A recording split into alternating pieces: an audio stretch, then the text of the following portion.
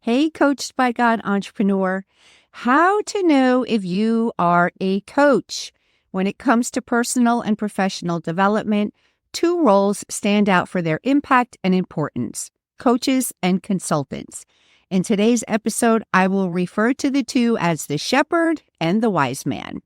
Both aim to facilitate growth, and understanding their unique contributions can significantly influence a person's path to success. Today's episode explains the key differences of coaching and consulting and their kingdom definitions, and will also help you discern which is the best suited title for you and your business. Hey, Coach. Welcome back to the Coach by God Entrepreneur Show. I'm Denise Milianta, self-proclaimed mama bear of the coaching industry, certified professional coach, mentor, consultant, tech trainer, and a faith-fueled business maven with a knack for turning chaos into gold. If you are ready to leverage your hard-earned coaching certification, get clarity, create ripples in the marketplace, build a business that glorifies God, and make money, this podcast is for you. You can find out more and connect with me over at denisemilianta.coach. Ready to dig into today's show? Get ready for a dash of sass, a sprinkle of wit, a dose of wisdom, and a whole lot of no-nonsense strategies that will transform your life and your business. Let's go.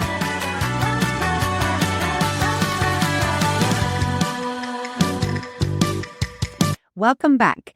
So it really is so important to understand the roles of a coach and a consultant.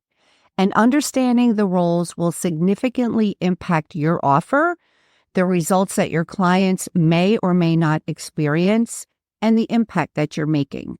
I see posts on social media about coaching programs all the time, when in fact they are anything but a coaching program. The term coach is being grossly misinterpreted, and it is hurting and watering down our great industry. This is a huge pet peeve for me. As certified coaches, it is easy for us to determine whether or not a program is coaching or consulting. But for those who don't understand the difference, it can be daunting, misleading, and quite costly, further hurting the reputation of the coaching industry.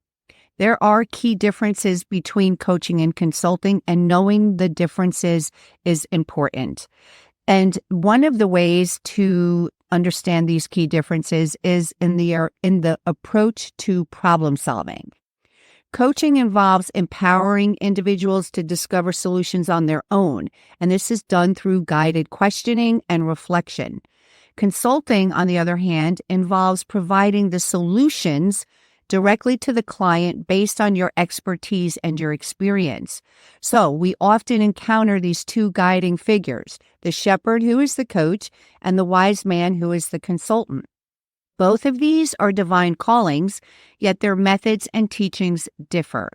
This episode aims to explain the differences so that you can market yourself, your offers, and your business more effectively, with the goal of creating results and impacting the lives of your clients. Let's look at some kingdom definitions. What is a shepherd? What is a coach? A shepherd leads his flock, guiding them through the pastures of life, ensuring that they find their way, and they're not doing this by dragging them along, but by encouraging them to discover their own paths to green pastures. So in other words, a coach or a shepherd is a facilitator of growth, focusing on unlocking a person's potential to maximize their own performance. It's more about helping to learn rather than teaching them. Who's a wise man? Who is the consultant? A wise man is guided by the star of expertise. They offer sage advice gleaned from sacred scrolls and years of their own pilgrimage.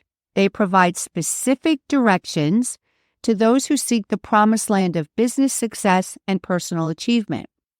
So a consultant is an expert who provides professional or expert advice in a particular area, such as business, could be education, human resources, marketing, sales, financing, engineering, or any of many other specialized fields. The difference is the consultant is giving advice. A coach will never, ever give advice. There are biblical distinctions. One of them is found in the method of guidance. The shepherd asks questions that lead to self-discovery, while the wise man imparts wisdom and advice, leading directly to the solution. Following a shepherd, if you are a coach, might be a lifelong journey of growth, whereas consulting with a wise man could be a shorter quest for specific treasures. So the duration of the journey, whether you are offering a coaching package or a consulting package, will differ. When it comes to miracles, the shepherd's miracles lie in transforming hearts and minds, whereas the wise man's miracles are often seen in the tangible outcomes of their counsel. So to summarize this, coaching involves empowering individuals to discover solutions on their own through guided questioning and reflection, and consulting often involves providing solutions and frameworks directly to the client based on expertise and experience. Let's move on to how to discern your calling. I would say the first one is to examine your heart. Dive deep into prayer and pondering. Always seek God's guidance on whether you're to lead as a shepherd or dispense wisdom as a wise man, or both.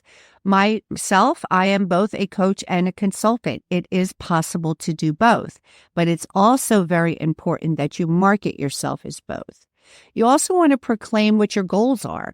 Lay out your scrolls and tablets and inscribe upon them the vision that the Lord has placed in your heart. This will guide you to the right path, right? So you'll either be illuminated by a shepherd's staff or by a wise man's star. So what's the heavenly conclusion here? Figuring out if you're meant to guide as a shepherd or enlighten as a wise man can direct you to your own Canaan of personal and professional promise. Walk this path with your heart and senses open to all the heavenly hints and that God gives you, and you won't stray off course.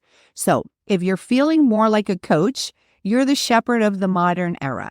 You don't hand down stone tablets from the mountaintop. Instead, you walk alongside your flock through the valley.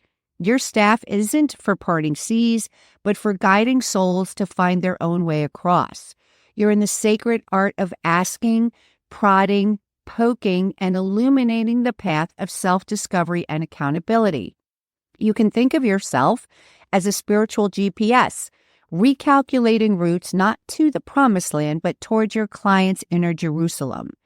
If your heart beats for unlocking potential and your tongue is skilled in the art of inquiry rather than decree, then coach is your calling.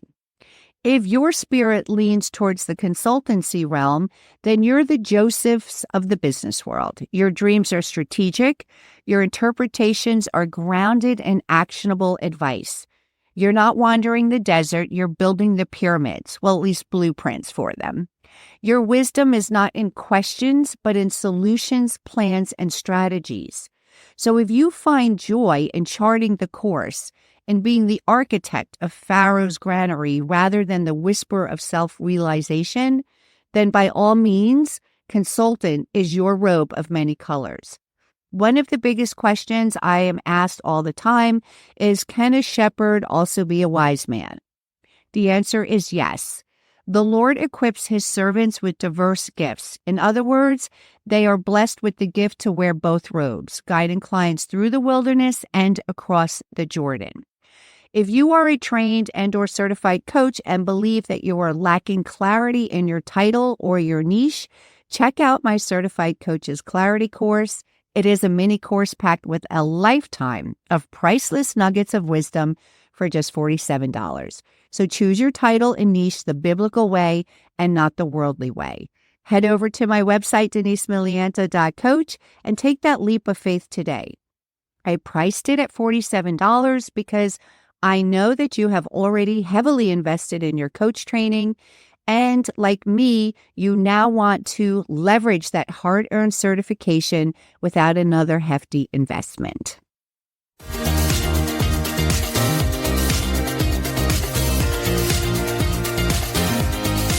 Well, I hope you enjoyed today's episode of the Coach by God Entrepreneur.